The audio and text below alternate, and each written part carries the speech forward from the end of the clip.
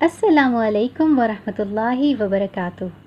پیارے بچوں، آپ سب کو سیرہ کہانی میرے رہبر میں خوش آمدید۔ سیرت النبی صلی اللہ علیہ وآلہ وسلم کے اس سفر میں ہم موجود ہیں جنگ بدر میں۔ بچوں، کیا آپ بتا سکتے ہیں کہ اس جنگ میں مسلمانوں کی تعداد کیا تھی؟ جی، صرف 313 اور کافر ان سے کہیں زیادہ تھے۔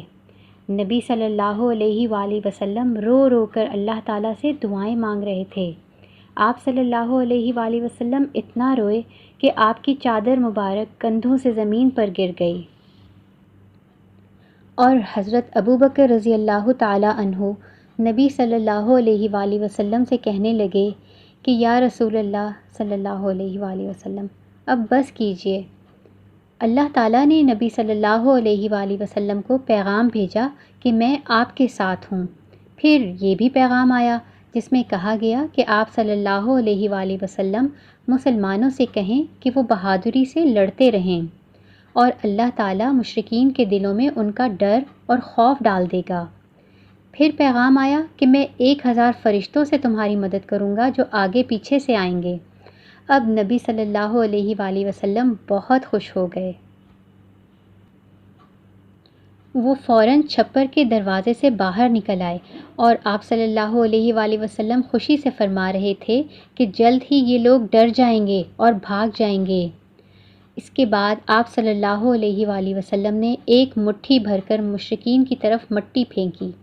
مٹی تو بس ایک مٹھی ہی تھی، مگر اللہ کی قدرت کہ ہر مشرک کی آنکھوں اور ناک میں مٹی چلی گئی، جس سے وہ سب گھبرا گئے۔ اب پھر نبی صلی اللہ علیہ وآلہ وسلم نے اونچی آواز سے کہا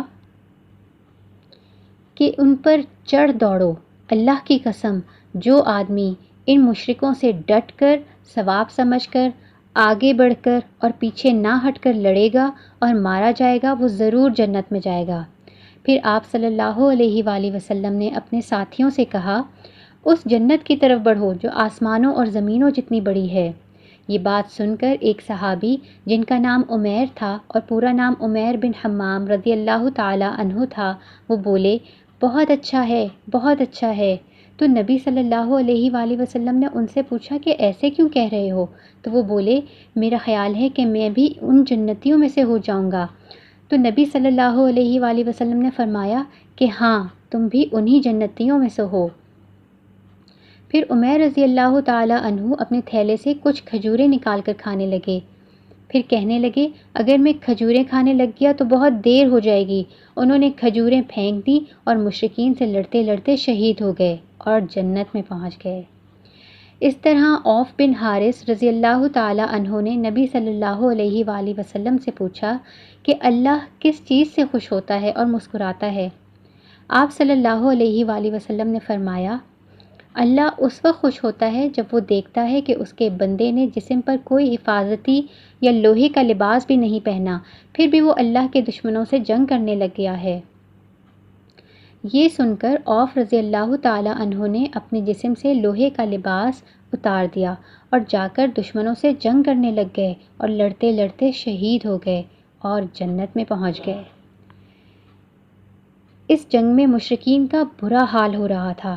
کچھ عجیب باتیں تھیں جنہوں نے مشرکین کو پریشان کر دیا تھا۔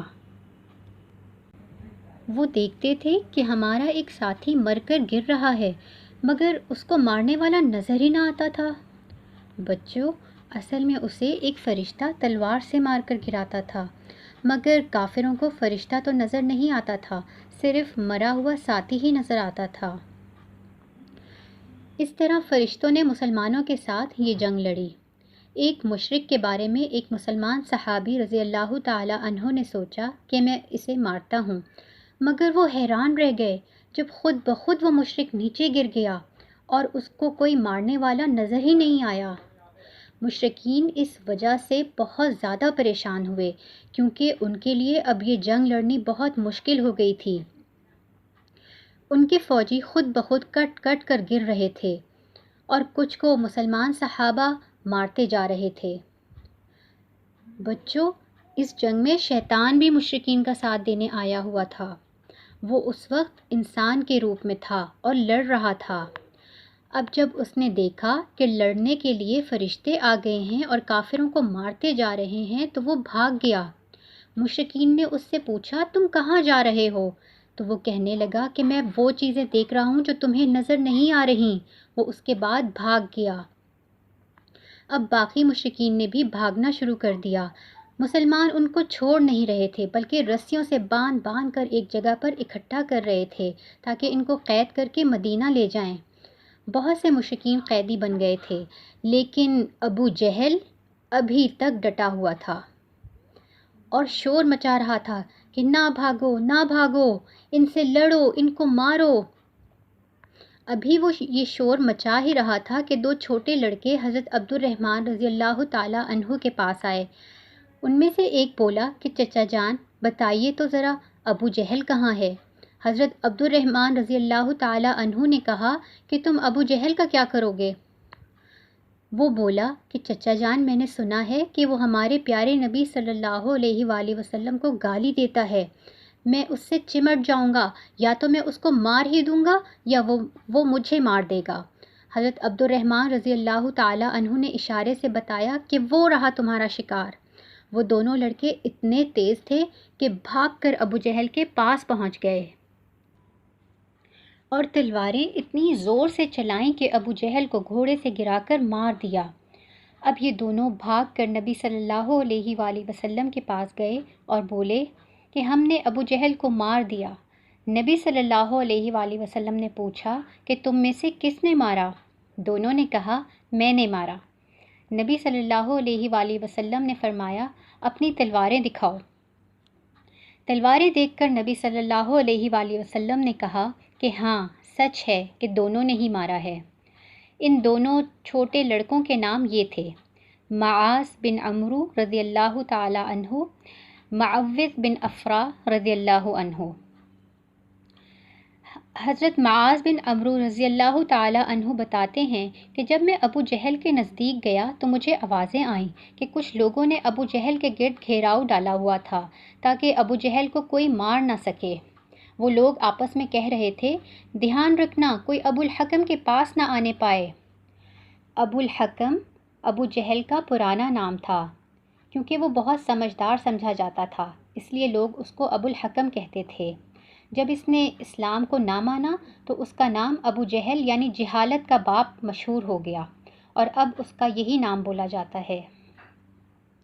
معاذ بن عمرو رضی اللہ تعالی عنہ کہتے ہیں کہ جب میں نے دیکھا کہ کچھ لوگ ابو جہل کی حفاظت کر رہے ہیں تو میں نے چپکے سے ابو جہل کا نشانہ لے لیا اور اس زور سے اسے تلوار ماری کہ اس کا پاؤں کسی کھجور کی گٹھلی کی طرح اڑ کر دور گرا۔ دوسرے چھوٹے لڑکے معوذ رضی اللہ تعالی عنہ نے ابو جہل پر حملہ کر دیا۔ ابو جہل پہلے ہی زخمی تھا۔ معوذ رضی اللہ تعالی عنہ نے اس زور سے تلوار ماری کہ وہ نیچے گرا اور مر گیا۔ پھر معوذ بن افرا دوسرے مشرکین سے جنگ لڑنے لگے اور شہید ہو گئے۔ دوسرا بچہ جس کا ہاتھ لٹک گیا تھا یعنی معاذ بن عمرو رضی اللہ تعالی عنہ، وہ سارا دن اسی ہاتھ کے ساتھ جنگ کرتے رہے اور جب انہوں نے دیکھا کہ یہ ہاتھ مجھے جنگ نہیں کرنے دے رہا تو انہوں نے اس ہاتھ کو اپنے پاؤں کے نیچے رکھا اور کھینچ کر الگ کر دیا اور پھر سے جنگ کرنے لگ گئے۔ سارے مشرک ابو جہل کی موت کے بعد حوصلہ ہار گئے اور بھاگنے کی کوشش کرنے لگے۔ کچھ تو پکڑے گئے اور کچھ بھاگ گئے۔ جنگ ختم ہو گئی تو مسلمان خوش ہو گئے کیونکہ وہ یہ جنگ جیت چکے تھے۔ اب نبی صلی اللہ علیہ وآلہ وسلم نے اپنے ساتھیوں سے کہا کہ ذرا ڈھونڈو ابو جہل کدھر ہے۔ صحابہ ابو جہل کو ڈھونڈنے لگے۔ بہت سے مرے ہوئے مشرک زمین پر بکھرے پڑے تھے اور ابو جہل کی شکل کہیں نظر نہیں آ رہی تھی۔ پھر اچانک حضرت عبداللہ بن مسعود رضی اللہ تعالی عنہ نے دیکھا کہ وہ ایک طرف مرا پڑا تھا۔ وہ اس کے قریب گئے تو دیکھا کہ ابو جہل ذلت کی موت مر چکا تھا۔ نبی صلی اللہ علیہ وآلہ وسلم نے فرمایا تم لوگ کیسے برے لوگ تھے، تم نے میری بات نہ مانی جبکہ باہر کے لوگوں نے میری بات مان لی۔ تم نے میری مدد نہ کی جبکہ دوسروں نے کی۔ تم نے مجھے اپنے شہر سے نکال دیا اور دوسروں نے مجھے اپنے پاس پناہ دی۔ پھر نبی صلی اللہ علیہ وآلہ وسلم نے اپنے ساتھیوں سے کہا کہ ان مرے ہوئے کافروں کو بدر کے کنویں میں پھینک دو۔ پیارے بچوں، جب بھی نبی صلی اللہ علیہ وآلہ وسلم کسی لوگوں سے جنگ کرتے تھے تو جب جنگ جیت جاتے تو وہاں 3 دن ٹھہرتے تھے۔ لہٰذا نبی صلی اللہ علیہ وآلہ وسلم نے 3 دن بدر کے مقام پر ہی قیام کیا۔ جب 3 دن پورے ہو گئے تو پھر آپ صلی اللہ علیہ وآلہ وسلم بدر کے کنویں کے قریب آئے جس کنویں میں کافروں کو پھینکا گیا تھا۔ پھر نبی صلی اللہ علیہ وآلہ وسلم نے کنویں میں جو لوگ مرے پڑے تھے ان میں سے ایک ایک کا نام لے کر ان سے پوچھا کہ کیا اب تمہارا دل چاہ رہا ہے کہ کتنا اچھا ہوتا کہ ہم نے اللہ اور اس کے رسول کی بات مان لی ہوتی، کیونکہ اللہ نے جو ہم سے مدد کا وعدہ کیا تھا وہ اللہ نے پورا کر دیا۔ پھر تمہارے ساتھ جو تمہارے رب نے وعدہ کیا تھا کیا وہ پورا ہوا؟ مطلب یہ تھا کہ تمہارے بتوں سے تم نے جو امیدیں لگائی تھیں کیا بتوں نے تمہارا ساتھ دیا؟ حضرت عمر رضی اللہ تعالیٰ عنہ بولے کہ اے اللہ کے رسول، یہ تو مرے ہوئے ہیں، آپ ان سے کیسے باتیں کر رہے ہیں؟ نبی صلی اللہ علیہ وآلہ وسلم نے فرمایا، اللہ کی قسم جیسے تم یہ باتیں سن رہے ہو ویسے ہی یہ بھی سن رہے ہیں مگر جواب نہیں دے سکتے۔ ادھر جو مشرک جنگ سے بھاگنے میں کامیاب ہو گئے تھے وہ تھکے ماندے مکہ پہنچے تو بہت شرمندہ تھے۔ دل میں سوچ رہے تھے کہ کیسے جا کر مکہ والوں کو بتائیں کہ اتنے تھوڑے سے لوگوں سے ہم جنگ ہار گئے۔ سب سے پہلے جو مشرک مکہ پہنچا وہ حسیمان بن عبداللہ تھا۔ مکہ کے مشرک بھاگ کر حسیمان کے پاس آئے اور آ کر پوچھا کہ جنگ کا کیا بنا؟ اور حسیمان کا جواب کیا تھا؟ یہ جاننے کے لیے ہمارے ساتھ رہیے گا سیرہ کہانی میرے راہبر کی اگلی قسط میں۔ اپنا اور اپنے گھر والوں کا خیال رکھیں۔ فی امان اللہ۔ السلام علیکم ورحمۃ اللہ وبرکاتہ۔